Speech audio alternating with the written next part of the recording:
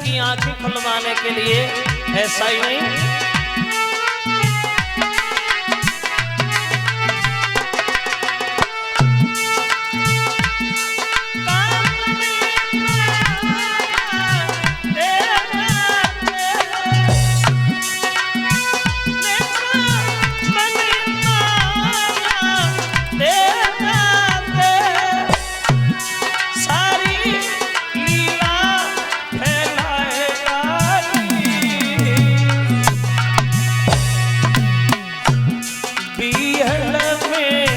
उपवन बना दिया,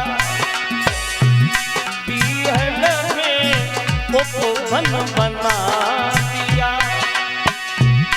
और ग्रीष्म बसंत बनाए डाली।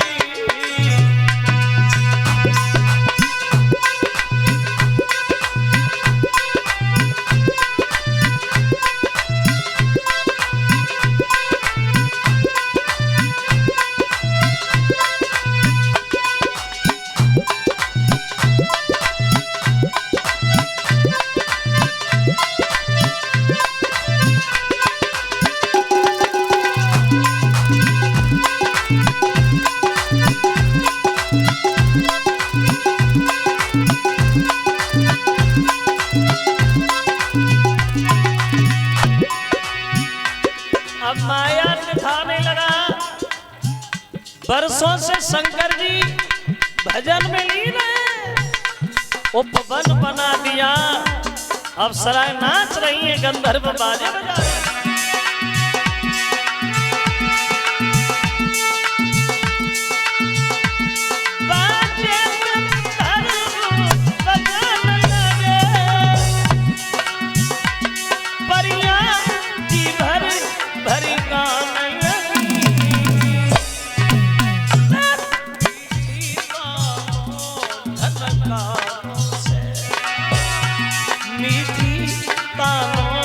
झनकारों से और पृथ्वी आकाश हिलाने लगी।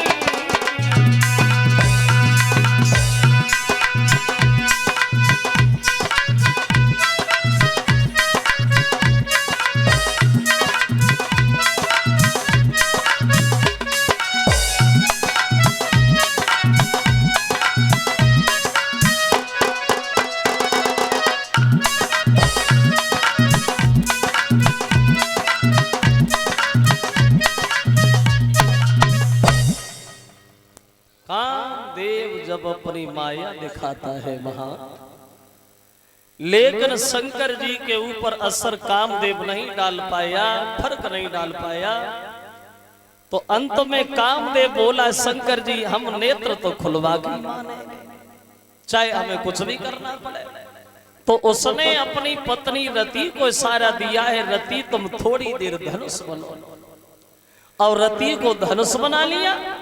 और उसमें कुसुम नाम का बाण रख के जब शंकर जी के मारा, जब बाण शंकर जी के शरीर में जाके लगा तो नेत्र तो खुले, लेकिन गजब हो गया। उन दोनों नेत्रों के साथ साथ खुला तीसरा नैन भी, वो उन नैनों के साथ, वो जिसकी ज्वाला मात्र से वो भस्म हुआ रत्नाथ। उन दोनों नेत्रों के साथ साथ तीसरा नेत्र खुला है, जो कामदेव सामने खड़ा था, जो जल करके राख हो गया।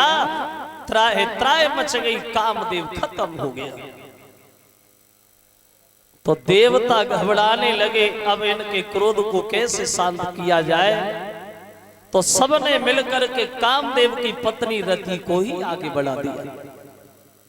तो रति भगवान शंकर के पैरों से चिपट गई और पैरों को पकड़ करके रोने लगी, शंकर जी ये आपने क्या किया, इसमें मेरे पति का क्या दोष था जो मेरे पति को तुमने मार दिया। मेरे पति ने तो देवता के हित में तुम्हारी आंखें खुलवाई, लेकिन तुमने तो हमें जिंदा ही मार दिया। अब मैं बिना पति के जिंदा कैसे रहूंगी भोले बाबा, अब मैं जीवित नहीं रहूंगी।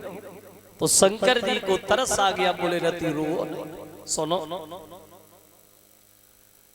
देखो रति, एक बात जरूर ध्यान रखना, रूठना उसी का होता है जिससे कोई मनाने वाला हो। शंकर जी बोले सती, रूठना उसी का होता है जिससे कोई मनाने वाला हो, और रोना उसी का होता है जिससे कोई छुपाने वाला हो। तुम्हारा पति मर तो गया है, लेकिन हम तुम्हें ये वचन देते हैं, अभी तुम्हारे पति से शरीर के साथ भेंट नहीं होगी। आगे युग में तुम्हारा पति तुम्हें दोबारा मिलेगा, तब तक तुम इंतजार करो। ये बातें हुई नहीं है, तब तक देवता चारों तरफ से शंकर जी को घेर के खड़े हो गए। इंद्र बोला महाराज शादी कर लो।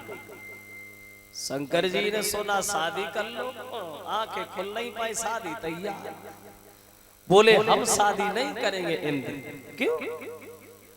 जवाब दिया शादी करके देखो भजन भी नहीं हो पाता है, और सती से विवाह किया, वो अधवर में ही हमें छोड़ के चली गई। अब हमने फैसला कर लिया, अब हम रडुआ ही बढ़िया है, अब विवाह नहीं करेंगे। उलझनों में उलझ जाता। और वैसे ये बात भी सही है श्रोता बंधु, जरा गौर करना, जब तक आदमी की शादी न हो तब तक तो जीवन बढ़िया है, शादी न हो तब तक।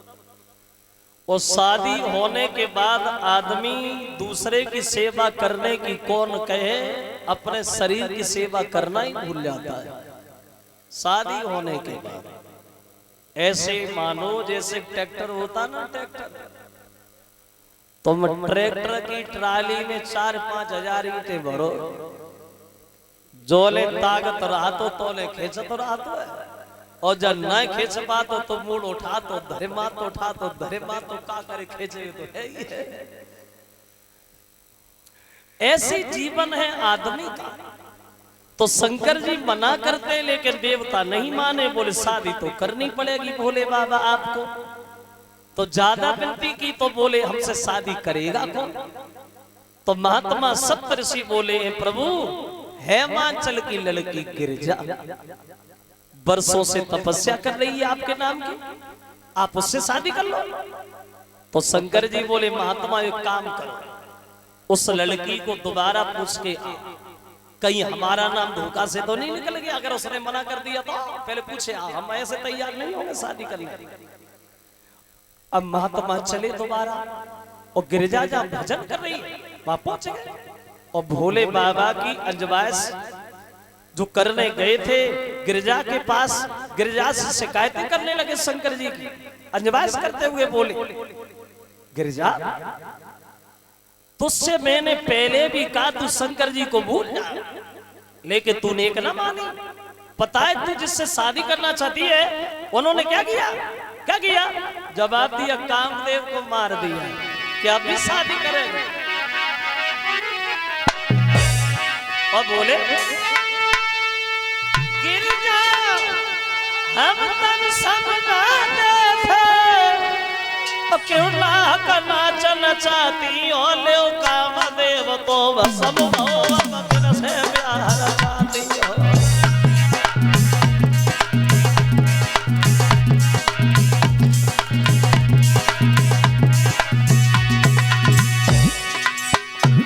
गिरिजा तुम जिससे शादी करना चाहती हो उन्होंने कामदेव को मार दिया, क्या अभी तुम उससे विवाह करोगे?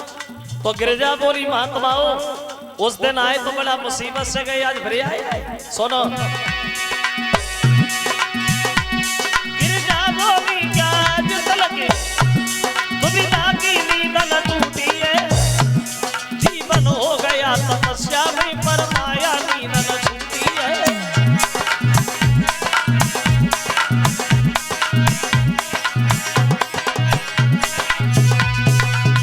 कहने लगी कामदेव मर गया, तुम सब दुआ में गिर जाओ, लेकर गिरजा का संकल्प फीका नहीं होगा महात्माओं, क्योंकि तुम्हें एक बात नहीं मालूम है। क्या? तो बोली कि जब मन भोला पे मस्त हुआ तो फिर और किसी पर क्यों बोले।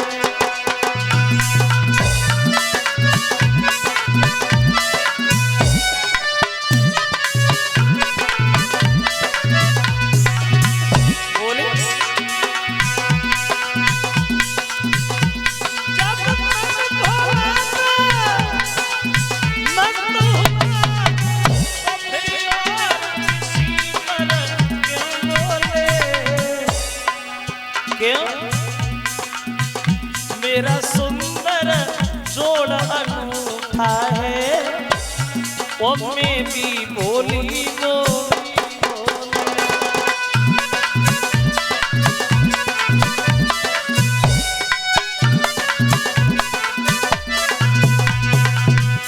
विवाह होगा तो भोले बाबा से, अन्यथा हम विवाह किसी से नहीं करेंगे। ये 100 रुपये आए हैं मलखान सिंह जो पुठरी के रहने वाले हैं, और मलखान सिंह जी की तरफ से 100 रुपया हमारे पास आए।